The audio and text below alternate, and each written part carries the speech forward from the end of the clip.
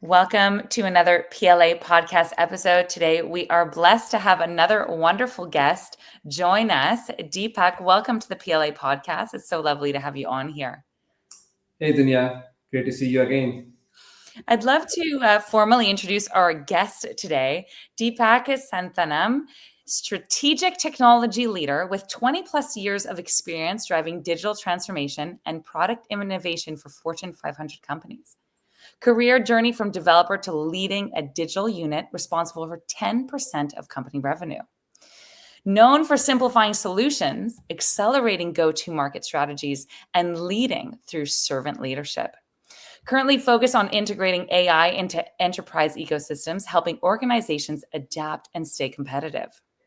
Also, a licensed financial professional, passionate for guiding others in managing and growing wealth, bringing value-driven, people-first mindset shaped by his upbringing, anchored in curiosity and discipline. Outside of work, enjoys table tennis, gardening, nature trails as a way to recharge and stay grounded. It's so lovely to have you on here, Deepak. Welcome to the PLA podcast once again. Fantastic. What a wonderful introduction, Dunya. Oh, it's Glad such to hear that. it's such a treat to have you on here. It's a true privilege, as always, to be able to connect. Same here as well, Dunya. Wanted to take a moment and just ask you one of my favorite questions in the PLA podcast is, where did this all start? Tell us a little bit about your upbringing, your story, before we get into the nitty gritty of your story. Absolutely. Uh, roll back 2 decades ago. I started off my career in a manufacturing industry, very different from what I'm doing today. And my initial career had almost 3 hours of commute, which includes 1 hour in bus, 1 hour in biking, and 1 hour walking. All the three mode of transportation you can call. And it was over 9 hours work I have to do, and my monthly income was just $80. Just $80. If you could, take the exchange rate, it's just that's what I was getting paid. But then one thing always keep me motivated was whatever I do for the good cause. And essentially, that's where I had a turning point in my life, I would say, when I got an opportunity to participate in one of the big job fair interview. It was a very, very rigorous process, though very challenging. There were 5,000 candidates for an open position of 150. Like 3% was your intake rate in terms of getting a new job, and I did work hard for that. And eventually, I got my career breakthrough into IT, and I started off with a journey with IT industry as a developer. Had my initial career spent time in most of the time in Singapore, working with the Asian customers, and then later part of my life, I moved into US. And all along my career, I moved from a developer into a managerial position, now taking up the leadership role in driving the organization's growth from an IT perspective. So it's been a very interesting and very eventful journey, I would say, so far. Absolutely. I think that there's something so inspiring from coming from such humble beginnings, which really highlight your dedication to the work and dedication to growth, really, and how long, and how far this journey has taken you, which is incredible. It's a true privilege to get to share space with you today and get to interview you. And it brings me in some ways to my first question. My first question really is, what is one piece of advice you wish you knew at the beginning of your career, knowing everything that you know now? Yeah, one piece of advice, which probably it's more personal, I would say. Which if you go back myself, whenever you get an opportunity, for the first time, try to grab it. Don't wait for it. I was in a comfort zone earlier, looking to get into working in primarily in APAC region. Although I got an opportunity to get started my initial career in US, I somehow missed it for the first time. And when the opportunity knocked second time, I thought, okay, let me go and take it up. I did miss a lot of career growth because of those two gaps. But eventually I feel, it's that's something that shouldn't have done. Whenever you get the opportunity for the first time, take it up and execute it. Don't wait for it. Absolutely. I think so many of us overlook these beautiful opportunities that come our way, thinking they're possibly going to come a second, a third, a fourth time. But really, when they come the first time, it's the beautiful invitation to jump for it. Absolutely. Incredible. I'd be also very, very curious. So many of us have gone through these journeys of ups and downs, these major challenges in our career, and it's really how we grow from them, how we learn from them, that determines what we extract from these experiences. I'd love to know, what were the greatest challenges and lessons of your own career, and how have you grown from them? One of the greatest challenge, there's been multiple challenges, I would say, but one that I always recollect is when something has happened wrong, how we go and face it. Most of the times, the challenges is not when you're doing great. The challenge is when you're not doing great, and how do you face it? How do you come out of it? I'll just go to one example. We had an instance where we did a big implementation, but after implementation, just within few weeks, we realized that there was some unknown defect, and because of which it accumulated additional $1 million of invoices that the company was planning to pay off to another vendor. Mhm. And it's like neck of the moment, I would say, because by the time we realized, the very next day, uh, the bank sale posting was going to happen. The company was going to deposit a huge amount to a vendor, which actually shouldn't be the case. So how do you go and handle this situation? There was a mistake done. You cannot wait, but you need to go and take it up and escalate to the right level. So this particular moment, transforms me, because you need to have the right courage. You should be bold enough. You should be honest enough to agree. Yes, there were some mistakes being done, but on the other hand, you need to communicate at the right time. Mm. So I took it up to the exec leadership, both from IT and business perspective, explaining in them what really happened, and ensured that they made a call to the bank right away, stating that, hey, you need to go on off and stop the payment.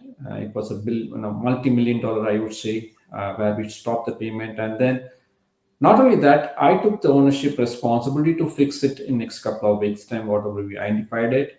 We did that. The team did a good job. And overall, that was my biggest learning, is that, hey, when something happens against what you're thinking, how do you go about and explain to others and ensures that it doesn't occur again? Mm. I think you bring up so many good points in just that anecdote and story. I think that piece, that very first piece of how do we respond to situations when they happen? That key element, because storms are going to happen, challenges are going to we're going to face challenges, and problems are going to arise, but how do we respond to these is so key in what ends up happening later. You mentioned being bold, that communication, using some courage and making sure to respond in a timely manner is going to allow for the result of what's going to happen to really shift moving forward, and allowing us to take something that was possibly a challenge and making the best of it in the end. So I think there's some incredible, ingredients to a successful piece. And you actually brought an important one at the very end, that is taking responsibility. And what is our role moving forward after the storm has passed, or to resolve, the residue, to make sure that the whatever happens next is best handled. Perfectly said. Yeah. And I think there are those key elements and ingredients are so important. So an invitation for those listening is asking yourself, what are your relationship to those key elements and ingredients? Are you already implementing them in the situations that are arising? I'd be so curious. Yeah, Deepak, did you have something to add? Sorry. Yes, I mean, you brought a good point here, because understanding that and taking care of situation leadership is very, very essential, especially if you're growing up in your organization and uh, uh, being at a top level. It's important to understand that how do you handle situation. Your company is not, your company is not doing good, but then you want to ensure that uh, you give a positivity, you bring the positive news, to your team, and ensure that you progress in the right way. So it's very important for us to understand, whenever situation happens, how do you handle them the right way and ensure that you take care of that. Absolutely. I think that you're right, that piece around positivity, because in some ways there's so much that we bring to the team. And when the team is facing difficulty, if we can allow ourselves to see the positive, it can allow us to think, okay, you know what? There's we can focus on the gap or the gain in this moment, and really focusing on the gain is going to give us the courage and the energy to then face the gap and decide what are we going to do about it. Absolutely. So, I'd be curious, actually, on a side question from that. What have been things that have helped you keep your positivity along this journey? That you face so many challenges. You've seen the ups and downs of business over time. What have been things that have been instrumental in your journey of keeping that positive spirit when facing those challenges? There are many things. One is I always advocate that change is a constant thing. Nothing is going to remain the same. So you're going to see ups and downs on wherever you are. But it's important to understand that how we come out of it. So personally, I do practice some kind of meditation that keeps me calm. I don't think too much into what's going around, but just focus on what exactly we have to do.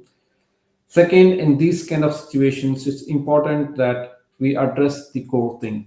Just don't confuse your mind to go and fix everything. For example, you see a house is burning with a fire. Now you can do multiple things. You can just pour some water. You can go and rescue people. You can go and knock the neighbor's door to make them evacuate. It depends on what exactly you want to do the first thing. So it matters in those situations which is important to be done first, and then focus on the next few steps. Don't overthink too much on that. Focus exactly what you wanted to do and do it with the calmness so that you do it one at a time. And as exactly as you point out, when you focus on the small gains that you're doing, you're not worried about the other thing that's happening around. That way it's easy for you to come out of any such difficult situations. And obviously you should have more calmness in your mind when you execute and not really panic in those circumstances. Yeah, absolutely. I think you bring up such a good point of staying calm and having a meditative like practice, whether it is traditional meditation or something that allows you to get into a meditative like state in your day to day, in your routine, to allow you when you're facing these situations to deal with them.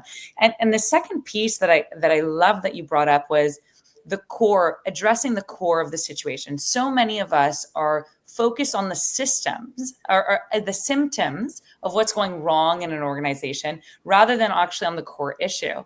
And most likely, most of us are not asking the right questions to actually find out what's actually happening in the organization and what is the root cause of what we're seeing, which often happens in business. Absolutely. Yeah. So there, some of the things that we're seeing right now is we're seeing the biggest disruption in the industries and life right now with the oncoming of AI. And AI is here. We're already seeing the shifts. We're seeing things happening, changing, shifting. I would love to know, how do you see AI disrupting the industry or changing things moving forward? I'd love to get your perspective.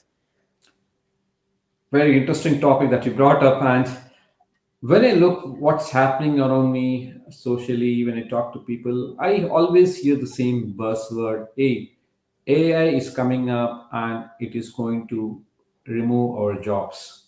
I mean, that's the word I'm hearing. But when I sit back and think, I always feel it's opposite. AI is not going to remove job, but rather it is going to add more jobs. Now, you might wonder why and how it's my rational thinking, but if you logically think what happened in the last 100 years as an example, we had the second industrial revolution in the early 20th century. Now, it brought up opening of multiple industries and gave an opportunity for expansion in the manufacturing sector. So it added more jobs for us. Then we talk about the internet era in early late 80s and early 90s. So what did the internet do? Internet, to start with, essentially, it replaced your postal services. You can send emails rather than writing normal letters, and probably had a little bit of initial disturbance on e-commerce related sales.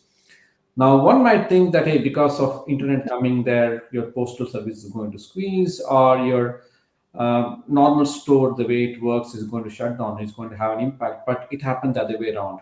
Internet opened up Amazon. It opened up Netflix.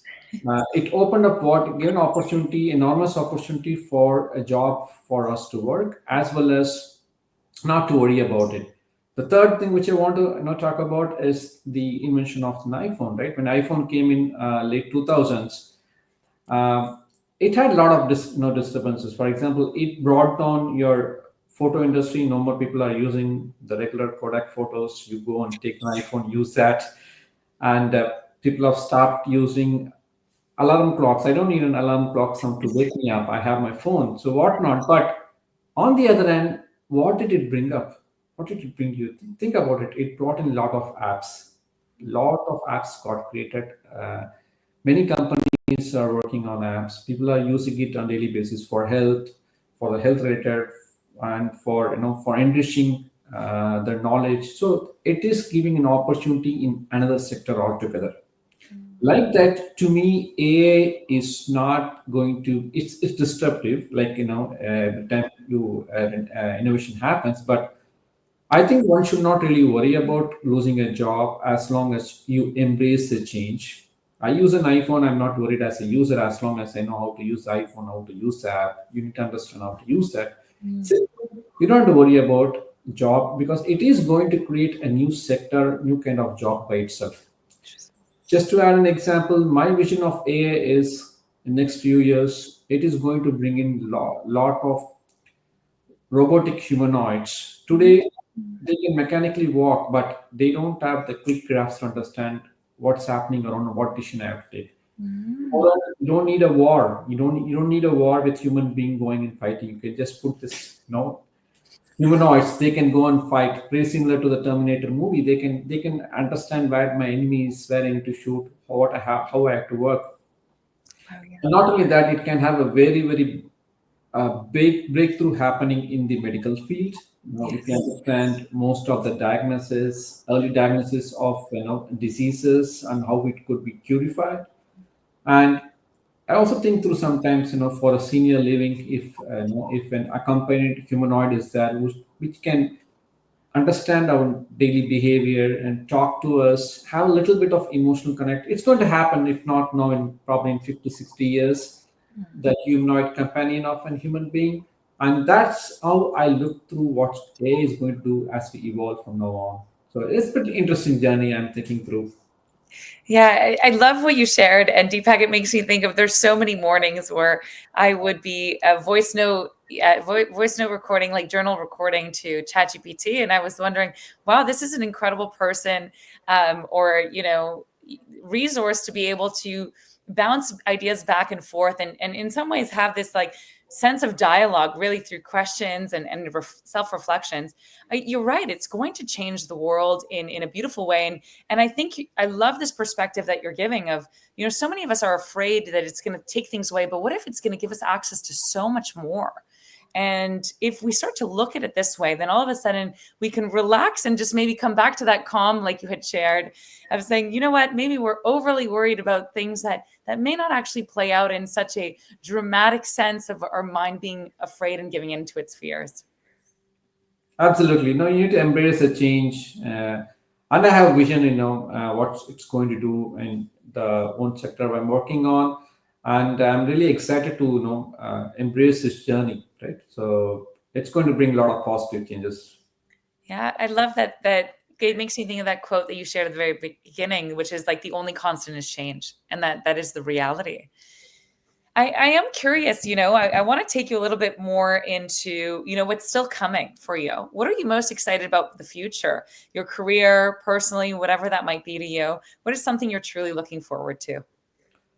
A lot, I would say, personally, from a career perspective, 5 years or 6 years down the line, I'm looking myself into senior executive leadership positions from an IT organization, driving uh, the business is with the limited resource that you have. Ensure that we empower individuals within your organization so that they can do uh, the full.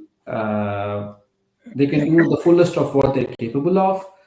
so that we always go and ensure that our business needs are being met. So that's something I'm looking forward towards that more from an leading a big IT organization.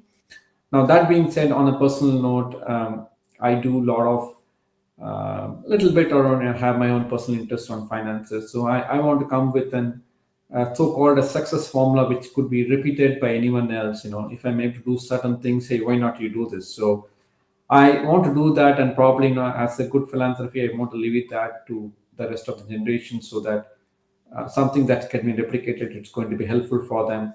They can use it. So that's more from a personal standpoint, I would say. That's incredible. And it goes to show your values, leaving legacy, leaving impact and giving back. I think there's so much there. And I truly believe that it is our duty and responsibility to give back to the world from the things that we are so talented at and the things that we are passionate about. There's a reason life plants these beautiful dreams and desires and talents in our heart and in our life. Absolutely. I mean, end of the day, what gives you more happiness is not what you have achieved. What gives you happiness is how people are responding to your achievement, how people are, using what you have created for them. So that's the real pressure that gives me at the end of the day. Incredible. Being of service at the highest degree. Absolutely. I would love to touch on your journey with PLA and what have been your biggest lessons and learnings from this journey since you've joined yourself. And I know you're so dedicated to putting in the work and dedicated on and continuously growing and working on yourself. So I'd be curious what comes up for you when I ask that question. Yeah, PLA is a wonderful platform for learning and accelerating what you want to do. It doesn't matter; it's going to be in your personal life or in your professional life. This gives a wonderful platform to interact with coaches, to interact with folks around various industry, right? You have I get to meet a lot of people who are really at the top levels, who are having a startup on the same end. I also get an opportunity to interact with folks who have just graduated. So that's a different idea each one brings into based on what they have seen, what they have done, and with those things, that's good enormous opportunity for me to grasp what I really want from it. It could be from the coaches, from anyone. So to me, it's an ocean where you can get in as much as information you want. But on the other hand, what I also like about it is there's a lot of focus on your career as well as your personal goals. Right, end of the day, that's what we all look forward. And I'm pretty much happy about being a part of this team, and I'm also looking forward to way I could contribute to that. Yeah, amazing, Deepak. It's such a treat to have you in the community and contributing and being a part of it, seeing your growth. It's been a true privilege, really. And you're right. It is a beautiful platform that allows us to grow in so many facets of our life that really isn't just tailored to professional growth. Because as we know, as above, so below, what we're doing behind closed doors is really reflected in our careers and how we're showing up to our teams and the people we're serving in this world. Perfectly told, Dunya. That's what it's all about, right? Share, having the right mind share with each other, with the right folks, and help each other, as we move along, in this journey. Incredible. It's been such a treat to have you on the PLA podcast. I want to put a small QR code for anyone that's curious about PLA and is like, what is this PLA platform? By scanning this, you will be able to access the next free training. They're incredible. There's so much value that's provided during them, and it's a simple way to access it for anyone who feels that pull, that calling. Just wanted to put it out there without any other further details. So, Deepak, I really wanted to take a moment and thank you for your incredible insights today and reminding us to, stay calm in certain situations and get really to the core of the issue, being courageous, addressing things in a timely manner, taking responsibility, and really showing up by example, like embodying what it is to be a leader, to show others how it's done. So, truly, it's been an absolute privilege to have you on today. The honest mind to talk with Dunya. It's interesting, sharing each other's viewpoint on what we look at it. I look forward for another session with you soon. Amazing. Absolutely. As always, we'll talk so soon, Deepak. And thank you, everyone, for tuning in. If you have any questions, obviously pop them into the comments below to ask Deepak any questions you may have on his experiences and his shares today. And we'll all catch each other for the next PLA episode. Have a nice day, everyone. Bye, guys.